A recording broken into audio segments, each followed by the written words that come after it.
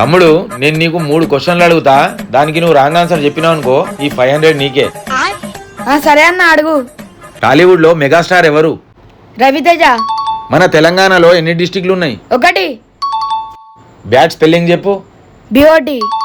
ఈ గేమ్ నువ్వే గెలిచినావు తమ్ముడు, ఈ 500 నీకే.